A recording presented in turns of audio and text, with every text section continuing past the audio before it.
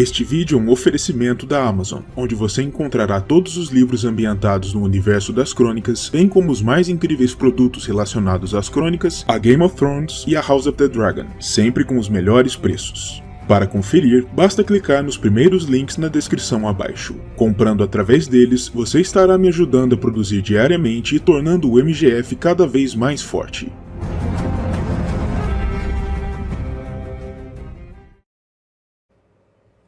Saudações a todos e sejam muito bem-vindos a mais uma nova playlist especial do MGF. Esse primeiro vídeo inaugurará essa playlist que se chamará MGF Tolkien, em que eu vou falar do trabalho do velho professor e do legendário de uma forma geral. Lembrando sempre que são vídeos esporádicos e é uma playlist secundária, tal como aquela que eu acabei de começar sobre The Witcher. Nesse primeiro vídeo dessa nova playlist, eu resolvi falar a respeito de um dos personagens do Silmarillion que são, pessoalmente, meus favoritos. Eu estou falando a respeito, claro, de Fëanor, o Espírito do Fogo, um dos elfos mais interessantes e mais casca-grossa de toda a obra, e um dos personagens mais importantes, inclusive, para os eventos que se desenrolaram depois na Terra-média, como nós vamos ver ao longo desses dois vídeos que eu programei sobre o personagem. Neste primeiro vídeo, nós vamos falar a respeito de sua origem, até o momento em que ele e os seus comandados partem de Aman em direção à Terra-média. Sendo assim, sem mais delongas, vamos começar o vídeo.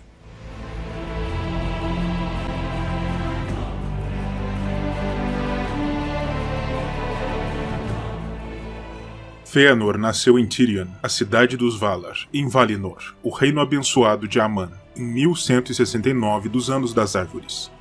Ele era um dos Noldor, os grandes elfos das Eras Primordiais, e era filho único de Finwë, o primeiro alto rei de seu povo, com sua primeira esposa, Míriel Therinde. De fato, o nascimento de Fëanor demandou tanto da energia vital de sua mãe que, após o acontecimento, sua alma optou por abandonar voluntariamente seu corpo, por pura falta de vontade de seguir vivendo, já que, segundo ela própria, a energia vital que poderia ter nutrido diversos filhos possíveis fora toda canalizada para apenas um, explicando o desgaste enorme do nascimento de seu filho. Sendo assim, a alma de Míriel partiu durante seu sono, em meio aos jardins de Lórien, para viver dentro dos salões de Mandos, o Vala responsável por recepcionar as almas dos filhos mortos de Ilúvatar. Como era comum entre seu povo, Fëanor recebeu ao nascer dois nomes distintos, um nome paterno e um materno. Seu nome paterno era originalmente Finwë, o que significa simplesmente filho de Finwë, em Quenya, mas com o desenvolvimento de suas habilidades, seu nome paterno se tornou Curuffinwë, que une o nome de seu pai com a palavra Curu, que remete à habilidade, significando, portanto, algo como habilidade de Finwë, endereçando seu grande talento. Seu nome materno era Fëanaro, que significa espírito de fogo, também em Quenya. Por sua vez, seu nome mais conhecido é a junção de Fëa, que significa espírito, e Nar, que quer dizer chama, mais uma vez em Quenya, em uma ligeira variação do nome materno. Com a morte de sua primeira esposa de uma forma tão pouco usual, Manwë, o rei de Arda e líder dos Valar, permitiu que Finwë voltasse a se casar, e ele escolheu para sua esposa Indis, uma elfa Vanyar, que rendeu a Fëanor 4 meios-irmãos, 2 homens, Fingolfin e Finarfin, e 2 mulheres, Findis e Irmê. Embora Fëanor fosse um bom filho e amasse ao pai tanto quanto seria possível, ele não apreciava nem um pouco sua nova madrasta nem seus filhos, de modo que optou desde cedo por viver à parte de todos eles. Quando cresceu, Fëanor se tornou destacado por seu porte alto e por suas belas feições, com cabelos negros como as asas de um corvo e olhos penetrantes, capazes de enxergar a alma de uma pessoa. Desde tenra idade, ele descobriu seus dons inatos para a metalurgia, os trabalhos manuais e a concepção de idiomas, e nesse sentido, ainda enquanto jovem, em 1250 dos Anos das Árvores, Fëanor foi o responsável por aprimorar os trabalhos anteriores do sábio Noldor Rúmil, também de Tirion, o inventor do alfabeto Sarathi, resultando na criação do Tengwar, palavra em Quenya para letras, o sistema de escrita adotado por seus pares na Terra-média desde então, até a Terceira Era, e que ficou conhecido pela posteridade também como alfabeto Fëanoriano. Paralelamente, ele se tornou um discípulo de Marten, um renomado ferreiro dos Noldor em Aman, que havia aprendido seu ofício aos pés do próprio Aule, o Vala Senhor dos Ofícios, o que inclusive lhe rendeu a alcunha de Aulendur, que significa servidor de Aule. Através de sua orientação, Fëanor desenvolveu ainda mais seus dons inatos, tornando-se um ferreiro incomparável, além de eventualmente se casar com a filha de Marten, Nerdanel, com a qual teve nada menos do que 7 filhos. Medros, Maglor, Celegorm, Caranthir, Curufin e os gêmeos Amrod e Amras. Depois desse momento, Fëanor passava a maior parte de seu tempo sozinho ou apenas na companhia de seus filhos, que lhes eram totalmente leais. Ele gostava de dedicar seu tempo em especial às suas obras, e a ele foi atribuído o crédito pela criação das famosas Palantiri, esferas de cristal com as quais era possível ver e se comunicar a grandes distâncias, para além de outros finos trabalhos de arte e de funcionalidade élfica. Para além de sua preferência pela clausura e pela solidão, Fëanor era também conhecido por ser inquieto, explorando Aman tanto quanto podia, e sempre trabalhando em novos grandes projetos e preciosidades para desenvolver e dar asas às suas habilidades. No entanto, de longe, os trabalhos mais sublimes de Fëanor em toda sua vida foram as Silmarils, também conhecidas como as Grandes Joias, peças esféricas que aludiam a diamantes, de uma beleza incomensurável, que foram esculpidas e imbuídas com um pouco da luz abençoada das duas árvores de Valinor, Laurelin e Telperion, criadas por Yavanna em pessoa para iluminar a criação dos Valar em Arda. Não se sabe exatamente que tipo de ardis Fëanor usou para capturar um pouco da luz de tais árvores sagradas, tendo sido inspirado supostamente pela beleza dos cabelos louros e prateados de Galadriel, nem para aprisionar em suas criações tal luz, mas é fato que, uma vez terminadas, as Silmarils eram de tamanha beleza que nenhum ser, mortal ou imortal, era capaz de resistir à sua beleza e ao seu magnetismo, e dentro delas, a chama imperecível das árvores estaria preservada para sempre, mesmo que as próprias árvores viessem a desaparecer. Elas eram o auge de suas realizações no mundo físico, e Fëanor sentiu um intenso orgulho por conta delas. Tais criações lhe renderam grandes elogios e celebrações por parte dos demais habitantes de Valinor, e Fëanor passou a ter as Silmarils na mais alta conta, cuidando delas e guardando-as com todo o zelo e carinho. No entanto, com o tempo, o coração de Fëanor foi corrompido pela beleza das Silmarils e por seu próprio orgulho, e ele passou a cobiçá-las de maneira egoísta, se esquecendo de que a luz que delas emanava não fora uma criação sua, mas sim um reflexo da majestade dos Valar. Isso fez com que Fëanor alternasse entre momentos em que exibia as Silmarils repleto de orgulho e em que as escondia como um avarento, procurando mantê-las distantes dos olhos do mundo, permitindo apenas que seus familiares as contemplassem. Contudo, com o tempo, até esse ponto se modificou, e depois de alguma deliberação, Fëanor decidiu manter suas realizações máximas quase o tempo todo trancadas a chaves, distantes dos olhos de todos. Enquanto isso, no ano 1400 dos Anos das Árvores, depois de 3 eras inteiras de aprisionamento, Melkor, o mais poderoso dos Ainur e a fonte primordial de maldade em todo o mundo, foi capaz de enganar seus pares com um arrependimento fingido, sendo por fim solto de sua prisão, retornando então para Valinor. No entanto, seus níveis de maldade haviam atingido um ápice, e ele escolheu os Elfos como seu novo alvo de dominação, já que fora por culpa deles que Melkor fora aprisionado em primeiro lugar. Ele logo descobriu que, dos 3 tipos de elfos residentes em Valinor, os Noldor seriam os mais fáceis de se manipular, devido à sua sede por conhecimento e à sua disposição maior em ouvi-lo, e por isso, Melkor se pôs a trabalhar exclusivamente com eles, espalhando a mentira de que os Valar os haviam aprisionado em Valinor, para permitir que os outros filhos de Ilúvatar, os Homens, herdassem toda a Terra-média, clamando assim a glória que, por direito, deveria ser deles.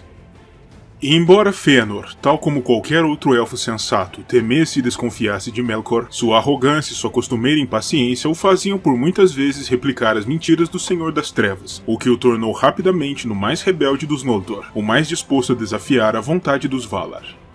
A rebeldia de Fëanor se tornou tamanha, aliás, que os Valar de maneira geral, ignorando o fato de que Melkor era na verdade a fonte dos rumores maldosos sobre seus planos, acreditavam que fosse Fëanor a origem da rebeldia de todo o seu povo. Melkor, ao tomar conhecimento da existência das Silmarils, passou a desejá-las intensamente, mais do que já desejara qualquer outra coisa em toda a existência, e passou também a odiar e a invejar Fëanor, que fora capaz de criar coisas tão sublimes, mas ele espertamente ocultava tais sentimentos, para continuar fomentando a rebeldia dos Elfos, dando fruição ao seu plano maior de vingança e cobiça. As mentiras de Melkor nesse meio tempo se tornaram tão agudas que, em um determinado ponto, Fëanor começou a acreditar que era seu meio-irmão Fingolfin quem desejava não apenas usurpar seu lugar como herdeiro da casa de Finwë, mas também tomar as Silmarils para si mesmo.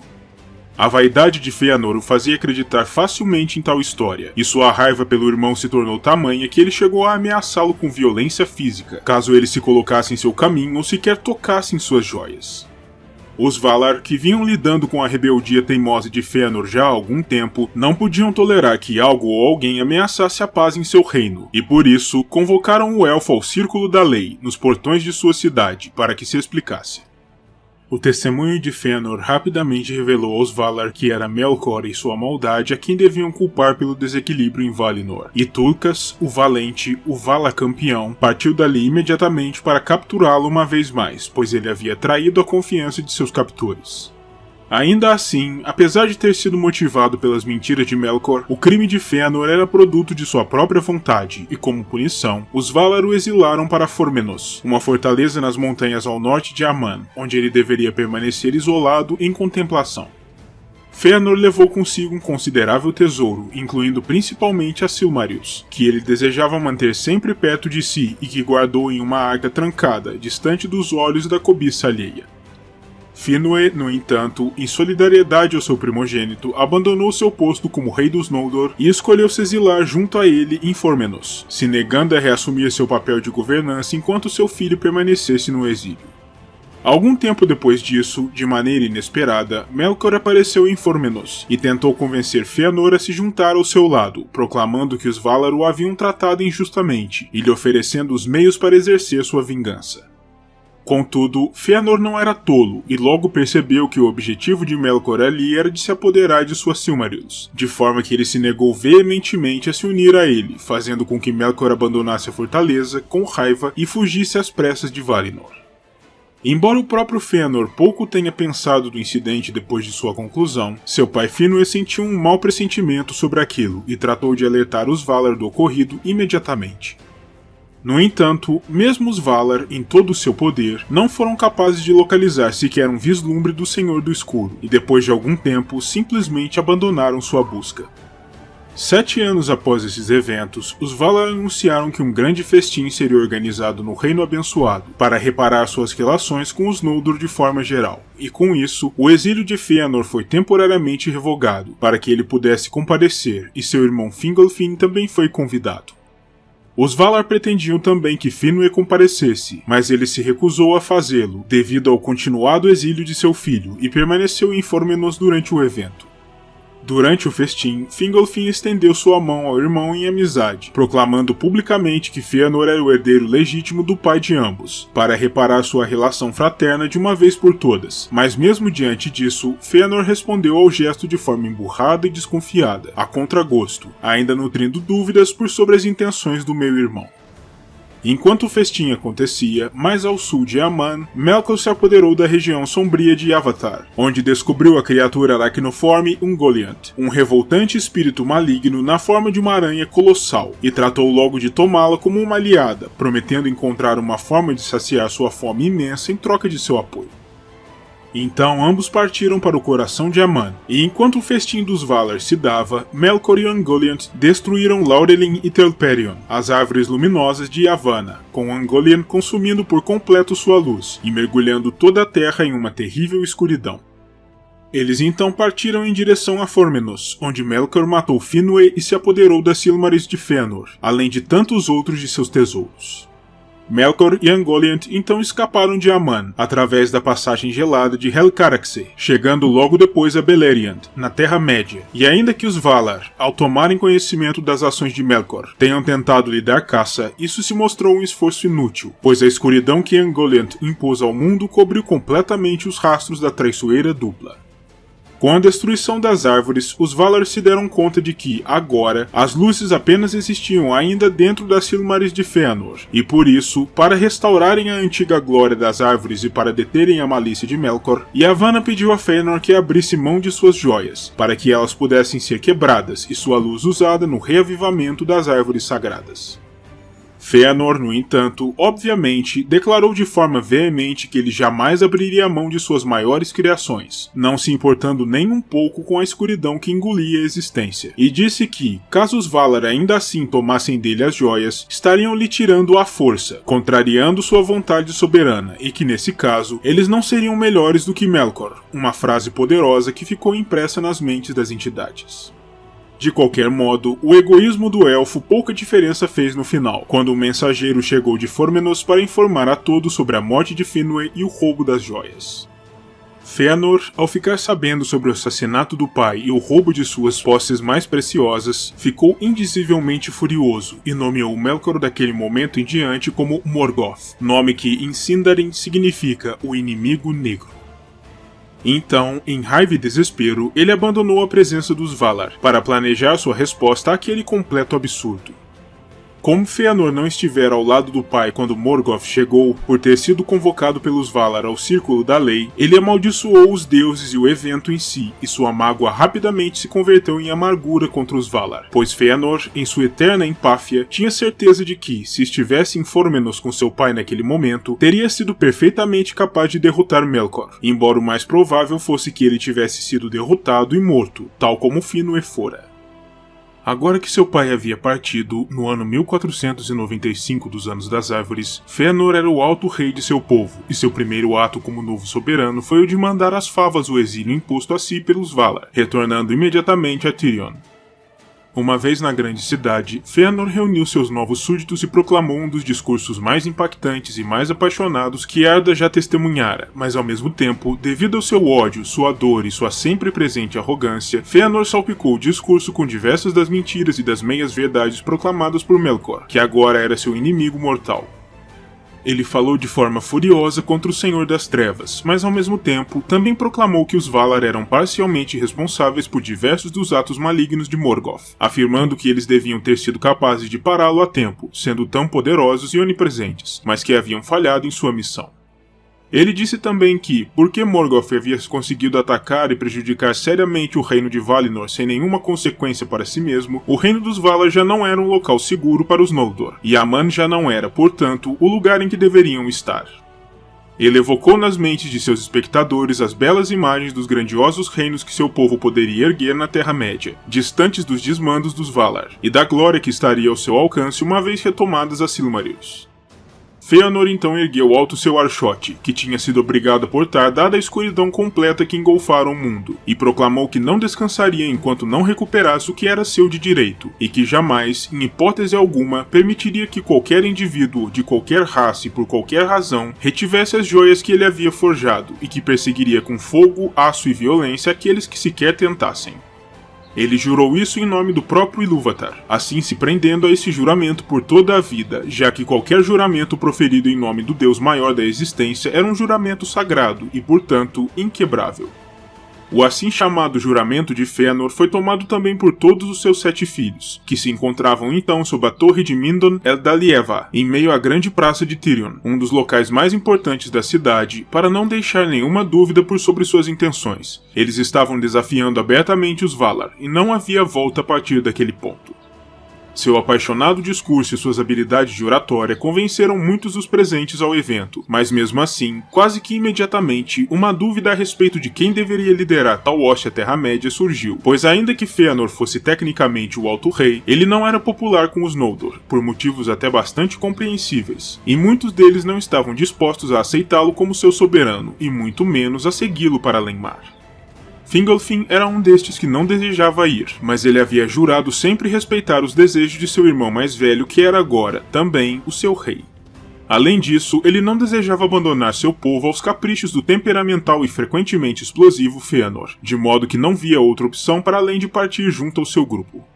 Ademais, seu filho Fingon estava ansioso para empreender a viagem, sendo jovem e ávido pela ideia de partir para a ação, e pediu ao pai que os acompanhasse, tornando ainda mais difícil para Fingolfin negar a partida.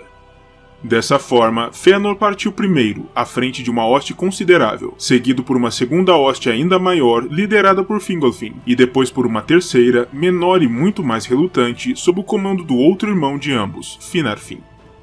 Ainda assim, mesmo com os 3 filhos de Finwë liderando o exército, cerca de 1/10 de todos os Noldor escolheram ficar em Valinor e não partir para a Terra-média, talvez por relutância, medo, covardia ou simplesmente por amar a Tirion, a Valinor e aos Valar. Depois de seu apaixonado discurso e de sua partida à frente de seu povo em direção ao leste, as chamas que queimavam no interior de Fëanor se acalmaram um pouco, e de cabeça fria, ele foi capaz de pensar mais praticamente, chegando à conclusão de que decidira partir para a Terra-média sem antes pensar em uma forma prática de chegar lá, algo que o preocupava agora. Ele chegou a considerar a passagem de Helcaraxë, mas o extremo frio e o traiçoeiro gelo movediço foram considerados arriscados demais para sua travessia. Dessa forma, Fëanor considerou também construir navios por si mesmo, mas isso seria quase tão difícil quanto a passagem terrestre. Seu povo não era de construtores navais, e ainda que o fosse, construir uma frota grande o suficiente para levar a todos pelo mar seria uma tarefa monumental, que demandaria muito tempo, e quem sabe o que Morgoth teria tempo de fazer até que sua frota atingisse Beleriand. A essa altura, o Senhor da Escuridão poderia bem ter se tornado invencível, e Fëanor nunca reaveria seus tesouros então. Sendo assim, Fëanor se decidiu por conduzir seus seguidores até Alqualondë, a grande cidade portuária de seus primos Teleri, onde ele tentaria convencê-los a se unir à sua causa para poder usar seus navios para partir para a Terra-média. Contudo, Fëanor logo descobriu que os Teleri não o ajudariam em sua missão, pois não tinham nenhum desejo de abrir mão de sua morada em Aman, e nem abririam mão de seus navios de forma voluntária, pois tinham grande apreço por suas embarcações. Fëanor a isso respondeu, furioso, que os Teleri deviam ao seu povo gratidão por lhes ter ensinado as técnicas de construção de edifícios e cidades. Mas o líder dos Teleri de Alqualondë, Olwë, não se mostrou convencido e, ao invés de ceder a Fëanor seus navios, tentou convencê-lo por outro lado a desistir da ideia de partir. Fëanor, no entanto, não era apenas um elfo espetacularmente teimoso e não afeito a escutar conselhos alheios, mas também era alguém que nunca aceitava um não como resposta. Ele sabia que a pressa em partir era fundamental para seu propósito, já que, com o tempo, mesmo as cabeças mais quentes como a sua própria poderiam esfriar, e os moderados entre seu povo teriam então a chance de convencer os mais ousados a desistirem daquela demanda, o que seria catastrófico para Fëanor. Assim, ele convenceu seus subordinados a se unirem a ele uma vez mais, para tomar os navios dos Teleri à força. Contra isso, os Teleri resistiram, atirando diversos Noldor ao mar enquanto estes tentavam subir a bordo dos navios para se apoderarem deles. E por 3 vezes, as investidas organizadas por Fëanor foram rechaçadas, ainda que os Teleri estivessem muito mais levemente armados e couraçados que seus primos mais marciais. Contudo, a maré da batalha mudou quando Fingolfin e seus comandados chegaram a Alqualondë, e vendo seus iguais em batalha, presumiram que eles haviam sido atacados, talvez até mesmo sob ordem dos Valar, e correram para ajudar. A hoste de Fingolfin pegou os Teleri de surpresa, e diante dessas duas grandes forças, os Elfos Marítimos sucumbiram, sendo derrotados. Todos os navios da cidade foram tomados, e muitos dos marinheiros Teleri foram simplesmente passados pela espada a sangue frio, em uma demonstração de crueldade de um tipo raramente visto em Aman até então. Mas os Noldor não sairiam impunes daquele ato terrível de fratricídio, pois depois de içar velas em seus navios roubados, as hostes feridas e cansadas pela batalha sofreram pesadamente com terríveis tempestades conjuradas por Ossë, um dos Maiar a serviço do Senhor das Ondas, Ulmo, em vingança pelo massacre dos Teleri, que eram naturalmente muito devotados a Ulmo. Eles então toparam com uma figura que pode ter sido Mandos em pessoa, que os amaldiçoou e os baniu para sempre de Valinor, além de profetizar que a guerra que pretendiam travar contra Morgoth lhes traria apenas dor e sofrimento, sem nenhum ganho ou alegria.